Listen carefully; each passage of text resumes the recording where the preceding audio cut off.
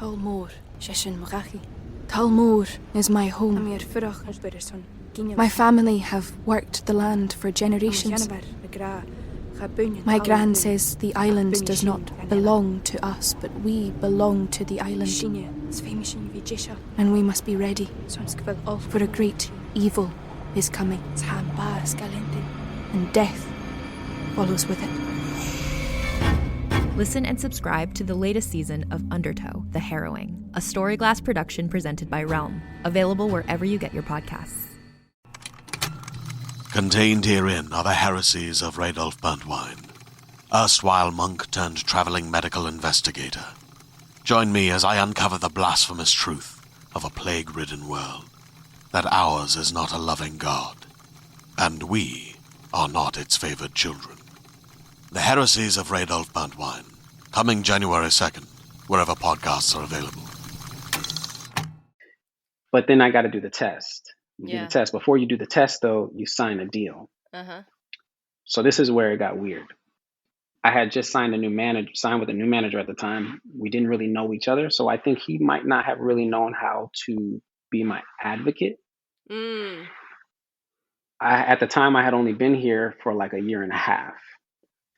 So I knew how bad I wanted the show, but I did not know how to advocate for myself.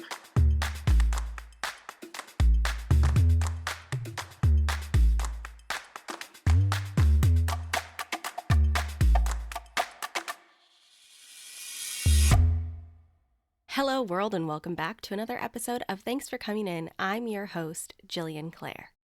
We're approaching the holiday season. I'm very excited. I think we all could use some Christmas cheer or Hanukkah cheer or whatever it is that you celebrate. I personally love it just for the food and the company and being around people that I love, and I'm very excited to be going into this season. What else is going on? If you haven't listened to my fiction podcast yet called The Case Within, please check it out wherever you get your podcasts. All 8 episodes are now available to binge. Let's get to the show. Today I have Daniel Augustin. You may remember him from How I Met Your Father, or you may know him from his current role in Rap Shit. We had a really great conversation, and it was so cool to get to know him. So here's my conversation with Daniel. And welcome to the show, Daniel Augustin. Thank you. Hi, Jillian. Hello. It is so lovely to see your face on the other side of that screen. I know people can't see it, but, you know, they can imagine a very bright, warm, welcoming smile. Well, thank you. I've been working on my smile. I've been going to the dentist. What are your thoughts on the dentist? Do we like the dentist? Do we not like the dentist? I do. I think you got to find the right one. You know what I mean? All of them do the drilling. So you're going to feel the pain at all of them, but you got to find the right one, the ones who they smile at the front desk and the doctors are nice. And then, you know, you'll be all right. Yeah, I get it. Honestly, I'm one of those people who actually does like the dentist. I know it's strange, but I like getting my teeth cleaned. Word. It feels good to walk up out of there like, wow. You know what I mean? Like, it does you feel feel good. Fresh. Yeah, man. Yeah, for sure. Well, okay, dentist talk aside, I'm very excited to have you on the show today and talk about your incredible career that you've had thus far. But before we get into all of the fantastic stuff that you've been working on in the past years, the first thing I always love to ask everyone who comes on the show is, why did you want to become an actor? Oh, man. Freedom. It was more freedom. I couldn't keep a regular 9-to-5 for nothing.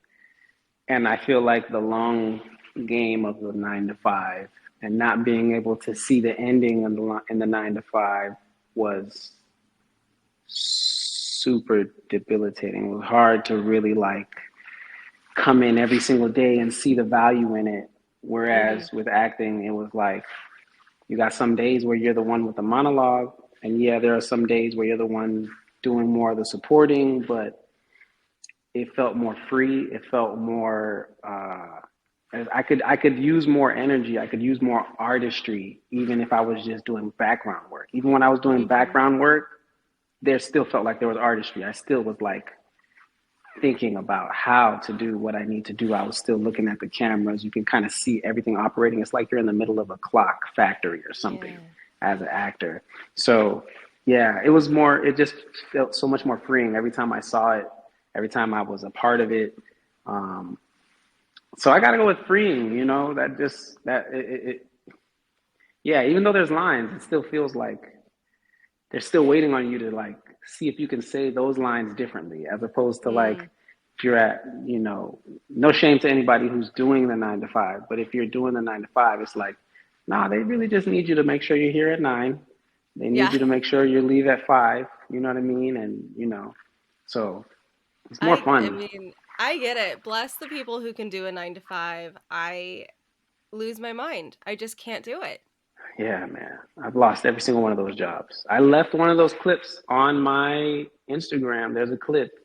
This girl, I was working at the TSA, and this girl caught me knocked out during one of the meetings, fell asleep. She took a video of me, and I put it on my Instagram because to this day, it's just like a testimony. And I always like to look at it because it's a reminder of like how I used to exude energy at work versus how I do it now.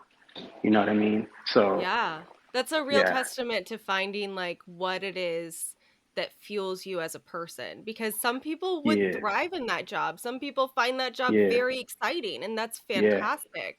But it's all about finding what like works for you as a human. Facts. Big facts. Yeah. Big facts. Well, tell me about growing up. You grew up in Fort Lauderdale, right? And you were always kind of attracted to music. Tell me about that. Yeah. Man, I started making music when I was, I don't know, maybe like 10 years old. And that was also another one of those things where you're making the rules when it comes to making music. I started though at church. So I started making music first at church. We had this Christian rap group. And really it just started because my dad would tell me to, I got to find a way to like, give glory to the Lord. That was his thing. I didn't understand that. All right. Yeah. But I was just like, all right, cool. I'll give him praise by rapping this song that I've been listening to. Back in the day, I was listening to like this group called Cross Movement, Winans, Phase 2. They're like the nephews of like the very popular BB and CC Winans and all that. And from there, that catapulted to like us starting a rap group at the church. After we started the rap group at the church, we then started to like have these bigger ideas because we played video games all the time. So we started then to be like, maybe we can get our song on NBA 2K Live. And so we started trying to do stuff like that. And then it literally always like, I guess it just is always like a snowball effect sometimes, you know what I mean? And I'm still making music with a lot of those guys. It's just crazy. No I was like, that was like 20 plus years ago. And I'm still making music with a lot of those guys. I actually just released my first single in like 4 years. And two of the guys that I started with helped me come up with that. We all came up with like how we were going to release music again and what we want to do with it. And like two of those guys, Alvin and Steve and Guy, have been helping me along the way. And it's still just a beautiful thing. Like the art, I don't know. I don't feel like it's any different in some weird way. It's like music and acting is like such an odd collaboration. Even when I started to make, when I started like film stuff, I didn't know how to edit, but I was accustomed to editing my music. Mm-hmm. And so when you're like mixing music, it's like you're still playing with those same kind of Legos. You know what I mean? Those same kind of blocks that you would if you were editing a film. So like I didn't know how to edit the picture, but I knew how to edit sound. So I was kind of like, oh yeah, sound is still involved in TV and film. I didn't realize how heavily sound is involved. And so, so that started at 10 years old, and we've still been making music. I'm still doing it. And it still relates, like, voiceover stuff. Yeah. It feels like that same kind of work. Like I'm still just stepping up to the mic and, exuding energy based on what's here and my diaphragm. And so the music game has been very beautiful. Yeah.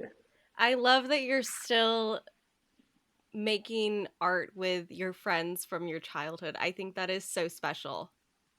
Yeah, it is. It really is.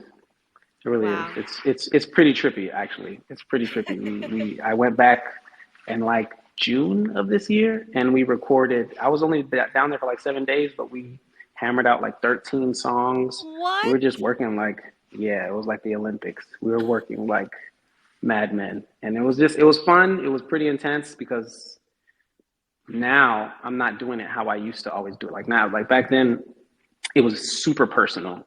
All the Mm. songs were just my own songs. Now, though, upon being in TV and film for so, I'm saying for so long, but upon being in TV and film for like the 6, 7 years that I've been doing it, I guess I see the way that TV and film works, where it's like, all right, you got a showrunner Mm-hmm. and a writer's room, and then you got the actors, and there's this flow. And so when I went back down there, that's how we hammered out all those songs. We kind of created that same kind of setting. I would just talk to a lot of the guys about like, this is what I want to try to do.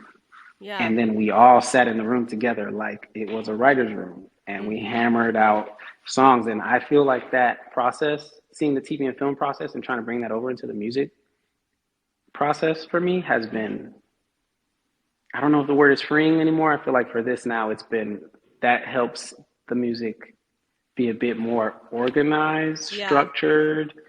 You know, a little bit of organized and structure within the chaos of your creativity is like really, really, really dope. It's really, really fly to be able to like put all that stuff together, you know? Yeah, it speaks to, you know, and some people are completely the opposite, right? Some people like cannot make art with other people. They do not know how to be collaborative in any sort of way.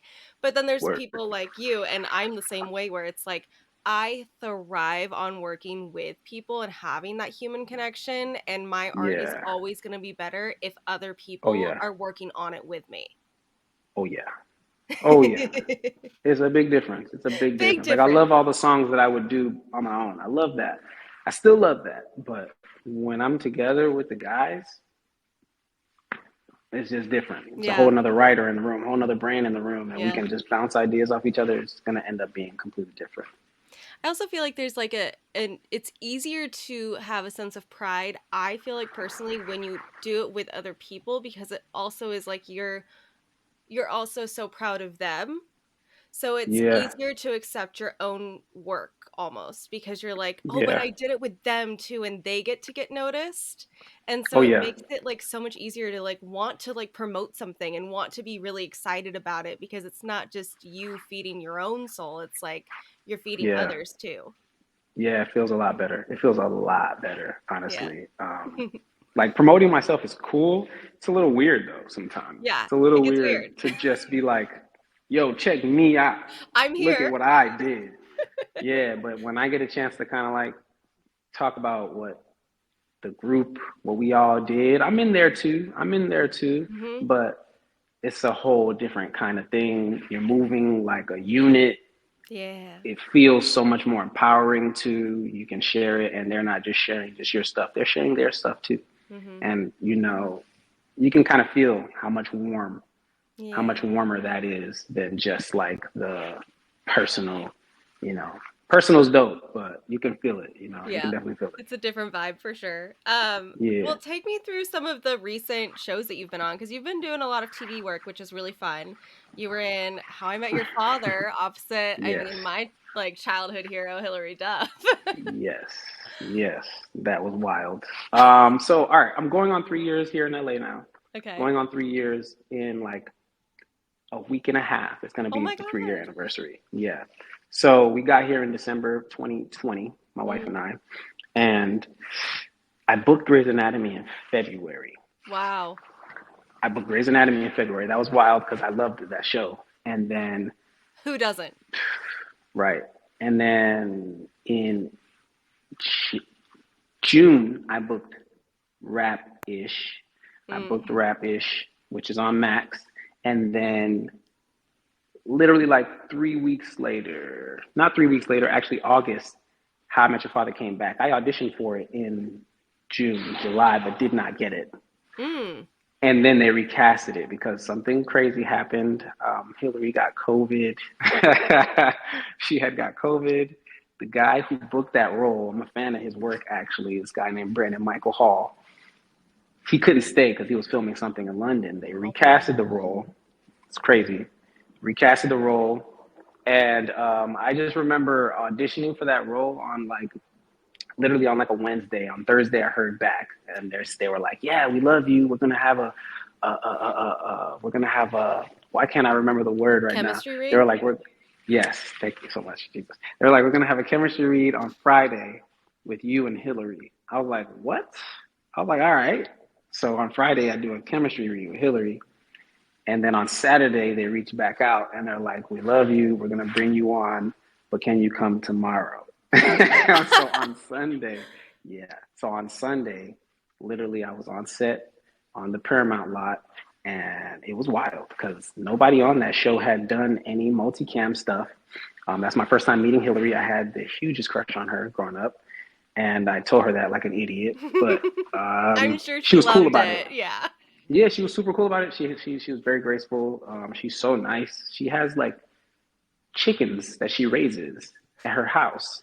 And so I told her that like I've never really had chickens from, like free range chickens that I know of. I never really had eggs from like free range chickens or whatever. And she was just like, oh, I'll bring you some. And she brought me some like literally the next day. It was cool. It's just, I know it's quirky. I know it's like out of the box or whatever, but it was super cool. And I think it just kind of like it goes to show like how considerate she is. Mm-hmm. She was super considerate, super graceful. It was dope to watch her too.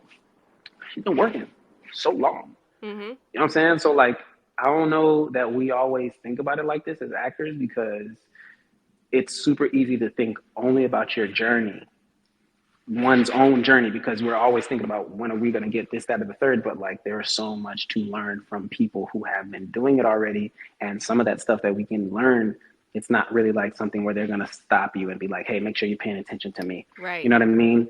So just coming into work, seeing how she would come into work, how prepared she would be, I was like,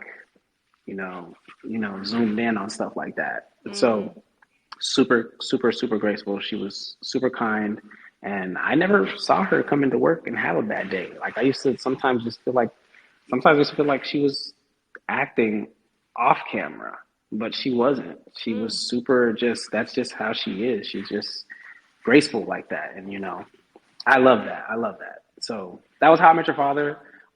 Working with Issa Rae on Rap-ish has been life-changing. Crazy. I can only imagine. Yeah.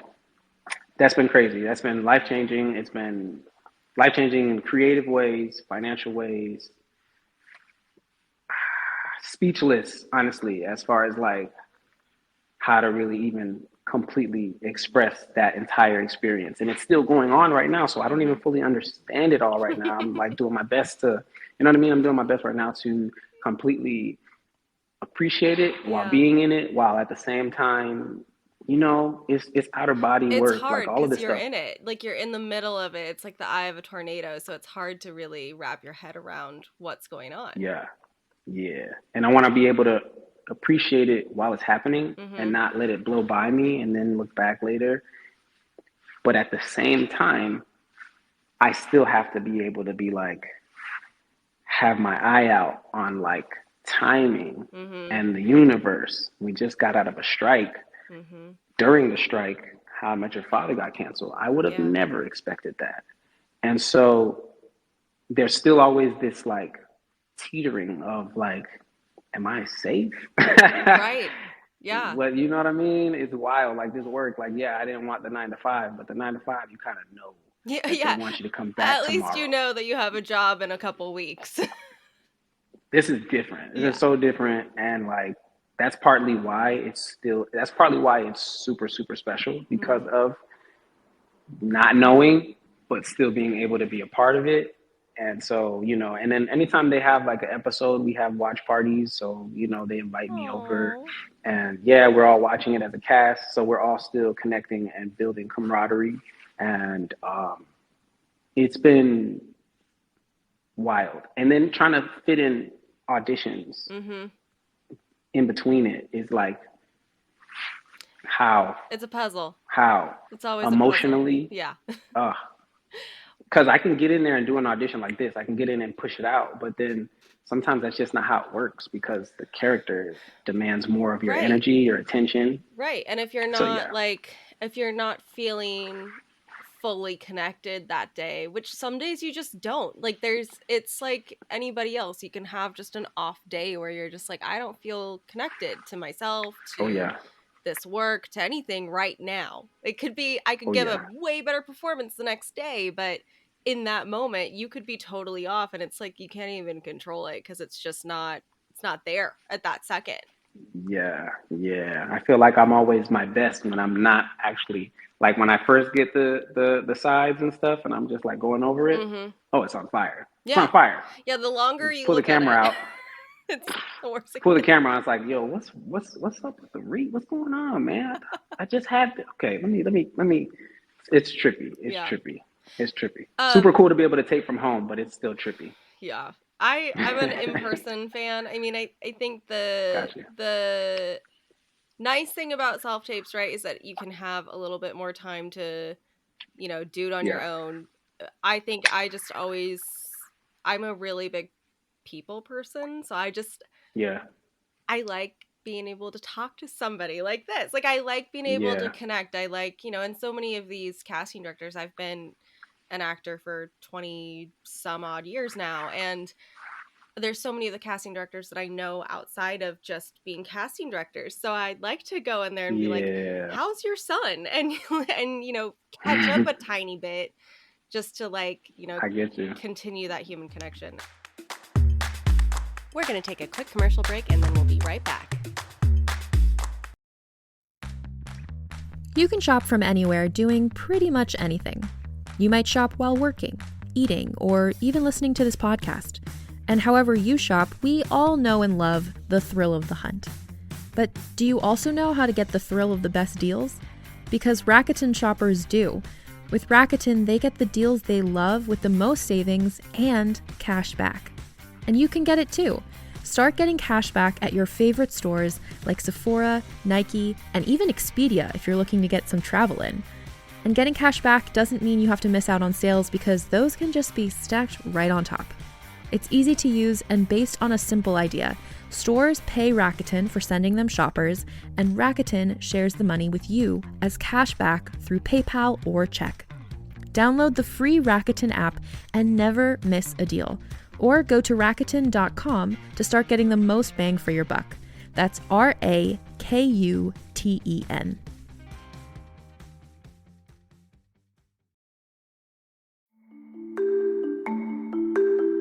As a podcast network, our focus is bringing you shows you love to listen to. But we also sell merch related to those shows. And partnering with Shopify has made that both possible and simple for us to do. Shopify is the global commerce platform that helps you sell at every stage of your business. Whether you're selling scented soap or offering outdoor adventures, Shopify helps you sell everywhere because they've got you covered, from their all-in-one e-commerce platform to their in-person POS system. What's so fantastic about Shopify is how, no matter how big you want to grow, they provide everything you need to get control of your business so you can take it to the next level. Businesses that grow with Shopify. Sign up for a $1 per month trial period at shopify.com/realm. That's all lowercase. Go to shopify.com/realm now to grow your business, no matter what stage you're in. Shopify.com/realm.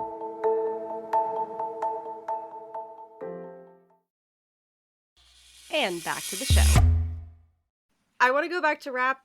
You call it rapish, but we can say shit on here, so rap shit. I want to make sure. I'm be trying to, We're good. Okay. We can call it rap All shit. Right. Okay. I want you to take me through what it's been like creating this character, because it's the first time that you've been on a show for multiple seasons and you're creating an arc. And I want to know what that's been like for you as an actor, finding his voice. Yo, that's crazy because you don't know who the heck these people are. Yeah. And they keep getting, and like they rewrite it. They'll rewrite like my character from season 1 to season 2. Personally, it's hard to track him You know what I mean? So I got to make sense of where he's going and what happened in between that. I got to humanize that. I get to humanize that. But to do that, it takes like brain work that like is not discussed in any of the acting classes that I know of. For real. Like a lot of the classes that I know of are really more so about getting you the job. Yeah. Keeping the job is different. Excelling at the job is different. You know what I mean? Like for stuff like that, you might want to get a personal coach. But like for me in particular, it's been trippy because, you know, one of the things I appreciate the most is that I'm Haitian. So this character I already resonated with, you know. Sorry, I don't know if my thing just froze because it said I got low storage device apparently. So I'm Haitian, so I resonate with this character, but there's also a sense of like what part of my Haitian culture can resonate with him in particular, because there's like millennial Haitians too. And so that was one thing. Then this character is based there, the show is based in Miami. So there's lingo for Miami in particular. But in season 2, they go from not only being in Miami, but like our lead characters are now traveling all over the world and stuff. And my character is going through like legal issues. And so season 1 went from being very, how can I say, sensually playful to, I'll say, he was very much of a rogue in season 1 to like season 2, he's going through a lot of emotional things. So his arc has gone from very, very comedic to, in a lot of ways, dramatic, which is cool. I accepted that challenge too, because I thought, you know, that's dope. It's like I get a chance to have, you know, a character who's going to have a different kind of arc than what was expected, a different type of, you know, like I won't be having scenes that are basically the same. Right. You know, he won't just be doing the same thing from season 1 to season 2. Yeah. But it was challenging though, for sure, because you don't always know how to feel comfortable with what you think is going to happen. Like every time I'd go into the writer's room, it was something different than what I would expect. You know, like when after season 1, I had assumptions as to what was going to happen or, you know, how we were going to get into season 2. None of that. They were like, none of you that are played straight out. wrong. Absolutely not. You know, it's been really trippy. Sometimes I try to ask, like, you know, the writers, you know, I'll link up with them sometimes for like a lunch or something like that. And I try to ask them sometimes, like, how can I come in, you know, this season in a way that might elevate the work I did last year, or in a way that might really support what you guys are doing. So I think the best way I can answer the question is it's constant work. It's constant research. You know, like I don't know that this work is that much more different from like being a scientist. This is almost like creative science. Yeah, I like that. Of some kind. You know what I mean? I'm a creative scientist. It's like creative scientist work. You feel me? Like and you know, you're trying to make your best. You're trying to make your best. And here's the craziest thing. I don't always know what is gonna work. I come in with what I have prepared, but I don't know what's gonna work because we're still trying stuff out on set. Yeah. I don't know what take they're gonna use. I don't always know who they want this guy, who they can really see this guy being. I just really have to be super, super open to bringing what I thought was of value to this character and to this story, and at the same time being open to all of the ideas that might happen on set, whether that's because the actor across from me is doing something that brought something else out, or because the director has different ideas than what I thought was, you know, what we were going to be doing. So it's research. Yeah. The research never stops. And I really just try to make the research as fun as possible with stuff like playlists, music playlists. My playlist from season 1 was completely different than season 2. Yeah. all those songs. Like I had to get rid of like 60% of the songs that I had season one because he was not on that kind of energy. Yeah. And so that's been part of the work for me too. Is just like finding the right kind of playlist, the right kind of music that can really be the backdrop for how I'm coming into work. Because it really helps me. Because a lot of the stuff has been said before sometimes. Yeah. Some of the songs that I might be studying or letting play while I'm studying, you know, the work that week, some of those songs really can help me just kind of be in it in a different kind of way, in a different kind of emotional way, you know? I totally get it. Music has always been one of those things that helps me, especially like before an audition or before an emotional scene. There are certain songs that really just bring something Oh, out in yeah. me where I feel so much more connected as as an artist to the words that are on the page, and it's a lot easier to get to that emotional state. I mean, now is when I would normally ask you to share an audition story. You did share your How I Met Your Father audition story, which was pretty fantastic. I don't know if you have another one that you want to share, but I mean, that one was awesome. I have one that this one is still, I'm still working through this one in therapy. 97 or something like that. I'm a Okay. huge fan of this show. So I had a friend who was the assistant of the guy who was directing. What? Okay, a friend Right. who was the assistant of the guy who was directing. Assistant of Okay. the guy who's directing. He tells me, he didn't send me the script or nothing, but he was just like, yo, the wood is about to be coming out, bro. I think you'd be perfect for this. You got to try to find a way to get in. I talked to my agent at the time. My agent's like, there's no way I can get you in on this. You're on How I Met Your Father. You're on rap shit. It's just not going to make sense. But at the time I was on rap shit, I was a recurring guest star. And at Okay. the time I was on How I Met Your Father, I had yet to get like the deal for season 2. So I only had 2 episodes in season 1, and the deal was supposed to be I was going to get 7 episodes out of the 10.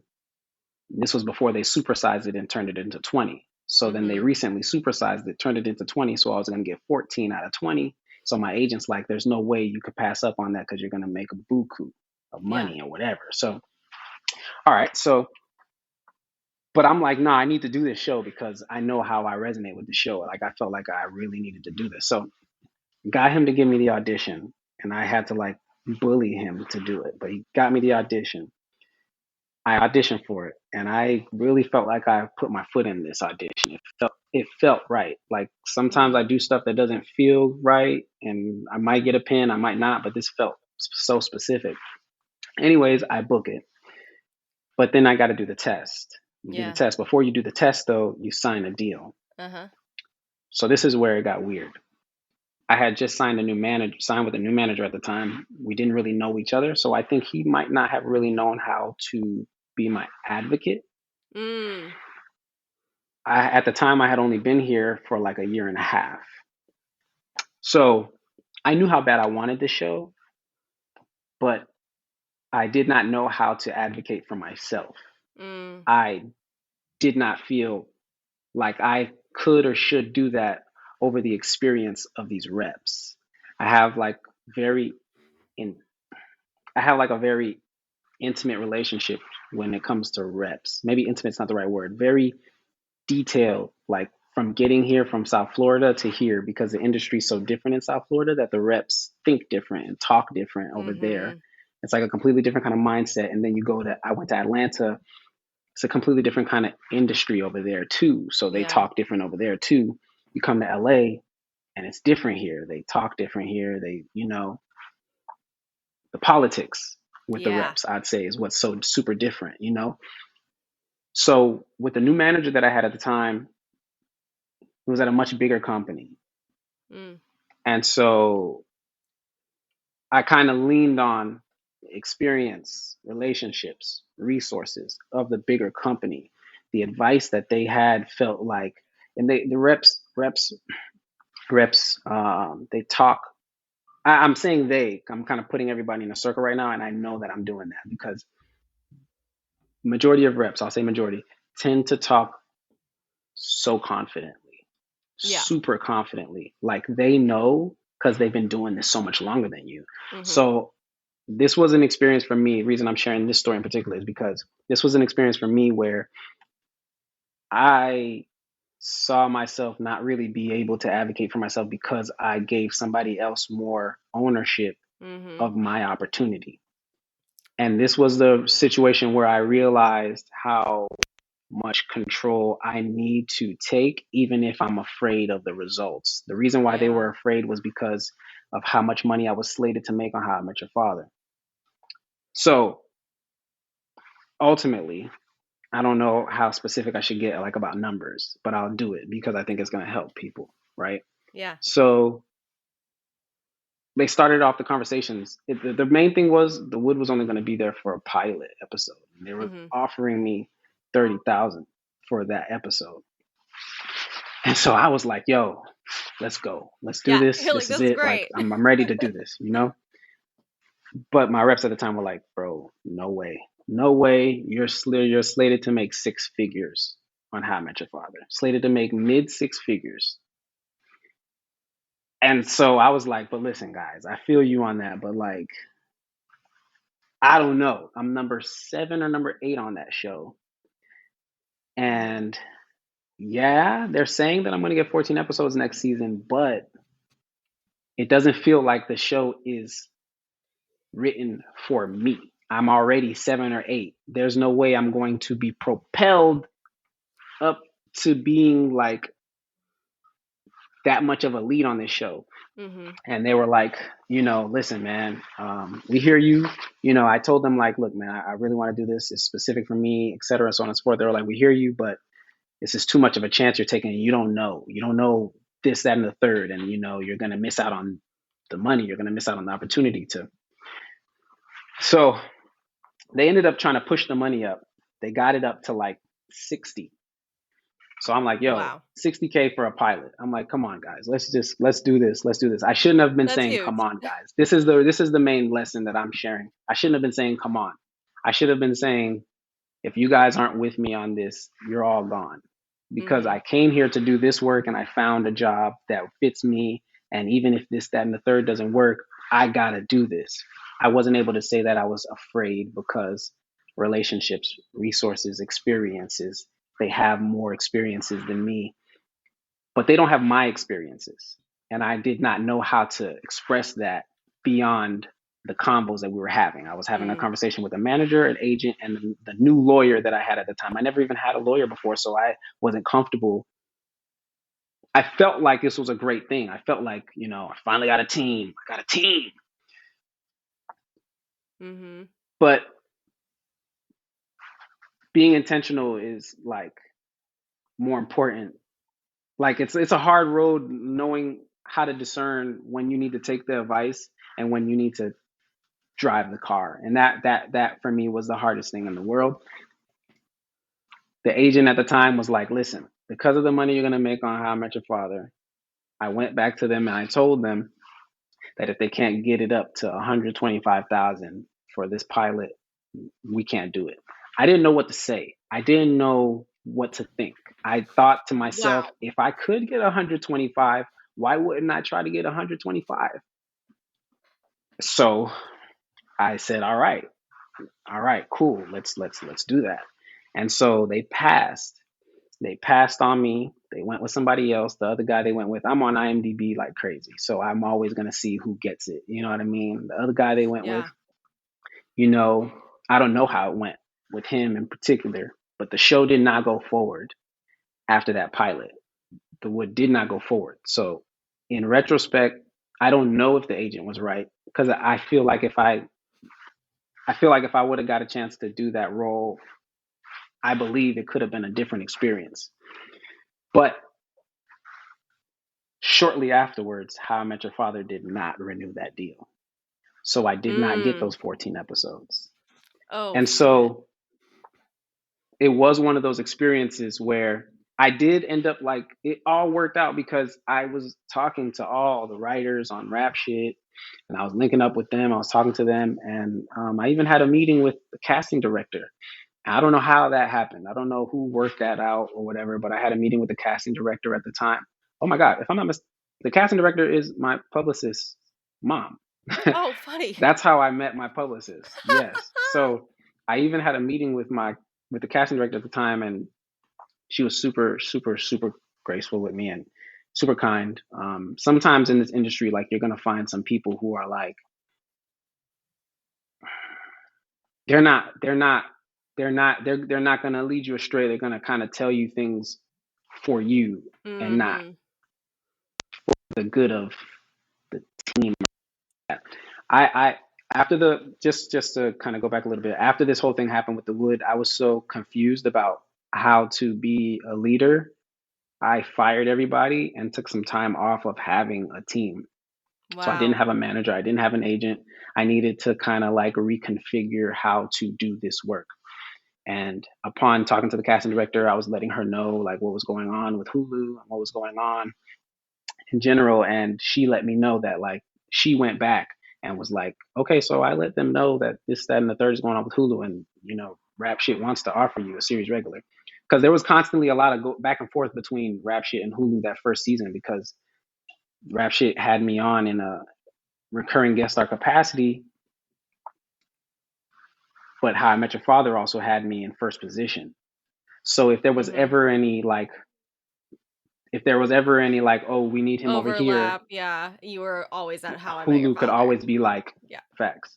Even though I only had 2 episodes, they were in first position, so they could always say Yeah. whatever they needed to say or do whatever they needed to do. So upon Rap Shit, understanding that like, oh, heart. So they, we locked in my series regular with Rap Shit. Before I locked it in, I was meeting managers at the time. The casting director, she told me, she suggested that I try to get somebody to help me with the deal. And so I brought in a manager, and that manager brought in another manager who helped me bring in another lawyer. And this time around, it was a completely different scenario, just as far as how this deal worked out. Only reason I share that story, and I have Mm-hmm. so many horror stories audition wise, the only reason I share that one is because I think as actors, one of the hardest things, because we're constantly thinking about getting in, getting a job, but none of the acting classes have ever taught me how to. You don't really learn how to think for yourself except for when you're taught how to think for yourself through the character. But Mm-hmm. when all this stuff happened, I started to realize what it really was going to mean to be an entrepreneur or CEO of this kind of business. Well, And yeah, this was like the that's like the go number ahead. one thing, right? It's like with this business, you're not taught in acting class that you are a CEO. It's just the Facts. product you're selling is yourself. You're selling your art. So Facts. you have to be the CEO of your company and figure out the best people to work with, who you want on your team. And I've always said this, and my mom always told me this when I was growing up too. It's like, a manager and an agent and a lawyer and whoever else is on your team can only do so much. At the end of the day, they're your team. They're there to support your decisions. And if they can't support your decisions, then you have to find people who will. You have to find the Facts. people who are going to bring you up rather than try to like tell you that what you're deciding is, wrong or different, because this is Yeah. your career. This is your Yeah. livelihood. Like, you have to make those decisions. Yeah. And this was just a hard road for me Yeah. because, like I said, they have so much confidence Yeah, with they how they say do. stuff. And then a lot of them are like, oh, don't worry about it. I know that casting director. We're good. You're good. And I was like, where do I fit in that when I know I don't know this casting director like that? I know Yeah. I don't do lunches with the casting director. I don't. So Right. sometimes it feels like I'm being a good teammate by Mm. listening. And Yeah. I didn't know how to differentiate how to be a teammate and how to be a leader. And Yeah. some of the quotes, like you can't be a good leader unless you know how to follow. So I'm like, all right, cool. Like I felt like I was doing a good thing by listening. And then, man, when I saw the deadline, I think it was Deadline or Variety, but when I saw the Deadline article come out with who got the role, I was like, yo, man, they really moved forward. They really moved forward. They're Yeah. not coming back with this thing. And it was like, it's definitely like the greatest, I'll say like greatest lesson of Mm-hmm. my career to date. The Yeah. greatest lesson that I've had as far as just really understanding what it's going to mean to move forward and to like learn what advocating for myself is really going to mean, you know? Yeah. So important, and I'm glad you shared that, because you're right. It's not something that's talked about a lot, and actors really need to learn how to be their own advocates so that, you know, you get to do the things that you want and work with the people that you want. Otherwise, you'll never get there. Facts. I've had such a pleasure having you on the phone. Likewise. Where am I? Having you on the show. Well, we've been all over the place. I had you over That's there. true. That's true. Here now. We've been all across the world today.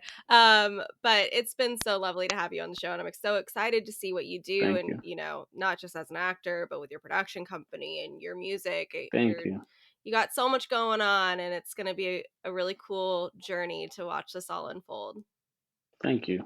Thank you. I appreciate that. Thank you so much. Of course. Likewise. Oh, and how can people follow you on social media to keep up with all of your stuff?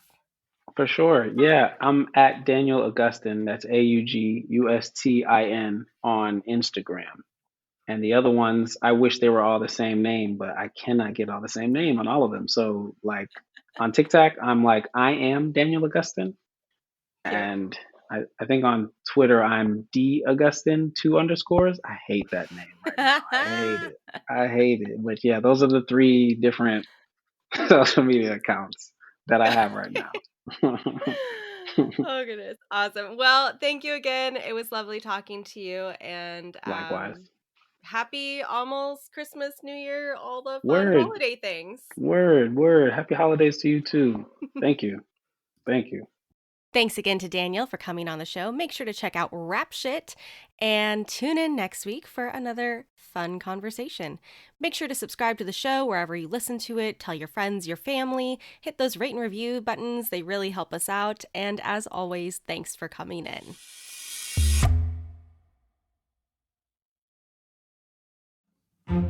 Nowadays, trends and news cycles change faster than we can blink. But there are some things that withstand the test of time. And if you're looking for a connection to something timeless, and maybe also a glimpse of life at a slower pace, I believe everyone can relate to the very human experiences explored in Jane Austen's novels. And that's where I come in. My name is Alison Larkin. I'm a writer, comedian, and narrator and host of the Jane Austen podcast with Alison Larkin. I spent a lot of my childhood in the part of England where Jane Austen lived and wrote, and now that I live in the States, nothing gives me a sense of homecoming quite like narrating her books. On this show, you'll listen to award-winning narration. I'll give myself a pat on the back for that. As well as conversations with actors, writers, and other fascinating people who all share a passionate love for Jane Austen. So please, join me as we embark on a wonderful journey through Jane Austen's work. Be sure to listen and subscribe to the Jane Austen podcast with Alison Larkin, wherever you get your podcasts.